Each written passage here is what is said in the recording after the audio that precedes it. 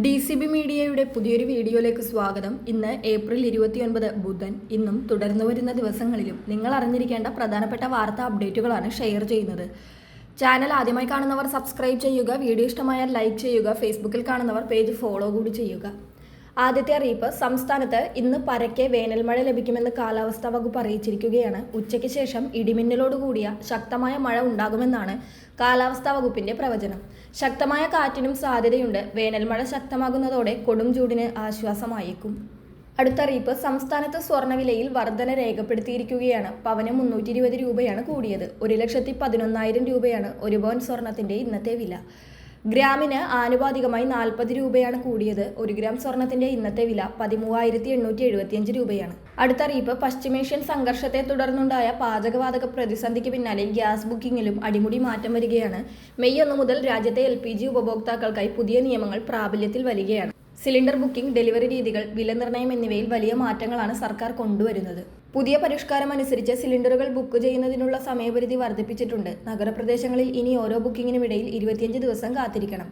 ഗ്രാമപ്രദേശങ്ങളിൽ ഇത് 45 ദിവസവുമാണ്. 2 cylinder connection ഉള്ളവർക്ക് 1 സിലിണ്ടർ വാങ്ങി അടുത്തത് ബുക്ക് ചെയ്യാൻ 35 ദിവസമെങ്കിലും കാത്തിരിക്കേണ്ടി വന്നേക്കാം. സിലിണ്ടർ വിതരണം കൂടുതൽ സുരക്ഷിതമാക്കാൻ OTP സംവിധാനം മെയ് 1 മുതൽ കൂടുതൽ കർശനമാക്കും. ഗ്യാസ് എത്തുമ്പോൾ രജിസ്റ്റർ ചെയ്ത മൊബൈൽ നമ്പറിലേക്ക് വരുന്ന OTP നൽകിയാൽ മാത്രമേ സിലിണ്ടർ ലഭിക്കൂ. ആധാർ അധിഷ്ഠിത EKYC പൂർത്തിയാക്കാത്ത ഉപഭോക്താക്കൾക്ക് ബുക്കിംഗിൽ തടസ്സങ്ങൾ നേരിടാൻ സാധ്യതയുണ്ട്. സബ്സിഡി മുടങ്ങാതിരിക്കാൻ ഇത് വേഗത്തിൽ പൂർത്തിയാക്കേണ്ടതാണ്. ഗാർഹിക ആവശ്യങ്ങൾക്കായി LPG സിലിണ്ടറുകൾക്ക് പകരം പൈപ്പ്ഡ് നാച്ചുറൽ ഗ്യാസ് ഉപയോഗിക്കുന്നതിലേക്ക് മാറാനും സർക്കാർ നീക്കം നടത്തുന്നുണ്ട്. നിലവിൽ PNG കണക്ഷൻ ഉള്ളവർക്ക് പുതിയ LPG കണക്ഷനുകൾക്കായി അപേക്ഷിക്കാൻ കഴിയില്ല. അടുത്ത അറിയിപ്പ്, സംസ്ഥാനത്ത് പാലിന് ലിറ്ററിന് 4 രൂപ വർദ്ധിപ്പിക്കും. മിൽമ ഫെഡറേഷന്റെ തീരുമാനത്തിൽ സർക്കാർ അംഗീകാരം നൽകിയിരിക്കുകയാണ്. 6 രൂപ കൂട്ടണമെന്നാണ് മിൽമ ആവശ്യപ്പെട്ടിരുന്നത്. എന്നാൽ 4 രൂപ മതിയെന്ന സർക്കാർ നിർദ്ദേശം മിൽമ അംഗീകരിച്ചു. തിരഞ്ഞെടുപ്പ് കമ്മീഷന്റെ പ്രത്യേക അനുമതിയോടുകൂടിയാണ് വില കൂട്ടുന്നത്.